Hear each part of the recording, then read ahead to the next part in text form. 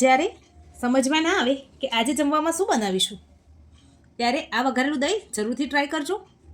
તો મેં આ દહીં કેવી રીતે વઘાર્યું છે ચાલો એની રેસીપી તમારી સાથે શેર કરું. 1 કપ દહીં લઈ એને ચમચીની મદદથી સરસ સ્મૂથ કરી લઈએ. કઢાઈ મૂકી દીધી છે. હવે એમાં તેલ ઉમેરી દઈશું, જીરું ઉમેરીશું. જીરું તતડી જાય એટલે હિંગ ઉમેરી દઈશું. સૂકા લાલ મરચાં ઉમેરી દઈએ. 8 થી 10 લસણની કળી છે જે ઝીણી સમારીને લીધેલી છે એ ઉમેરી દઈએ. લીલા મરચાં ઉમેરી દઈશું. ઝીણી સમારીને રાખેલી એક ડુંગળી ઉમેરી દઈશું. મીઠા લીમડાના પાન છે એ ઉમેરી દઈશું. સ્વાદ પ્રમાણે મીઠું ઉમેરી દઈશું. લાલ મરચું પાવડર ઉમેરીશું 2 ચમચી જેટલું. 1 ટેબલસ્પૂન ધાણા જીરું પાવડર. અડધી નાની ચમચી જેટલું હળદર પાવડર ઉમેરીશું.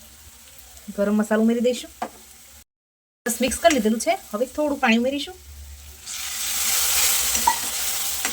મસાલામાંથી તેલ છૂટું પડી ગયું છે. હવે ગેસની ફ્લેમને બંધ કરી દઈશું. થોડીક વાર મસાલાને ઠંડો થવા દઈએ. મસાલો થોડોક ઠંડો થઈ ગયો છે. હવે આપણે એમાં દહીં ઉમેરી દઈશું. આ મસાલો ઠંડો થયા વગર જો તમે દહીં ઉમેરશો તો દહીં આપણું ફાટી જશે અથવા તેમાંથી પાણી છૂટું પડશે. હવે સરસ એને મિક્સ કરી લઈએ. હવે ઉપરથી લીલા ધાણા ઉમેરી સરસ મિક્સ કરી લઈએ અને એને સર્વિંગ બાઉલમાં સર્વ કરી દઈએ. તમને મારી આ વઘારેલા દહીંની રેસીપી કેવી લાગી એ કમેન્ટ કરવાનું ભૂલતા નહીં. લાઇક, શેર અને સબસ્ક્રાઈબ કરજો. Thank you.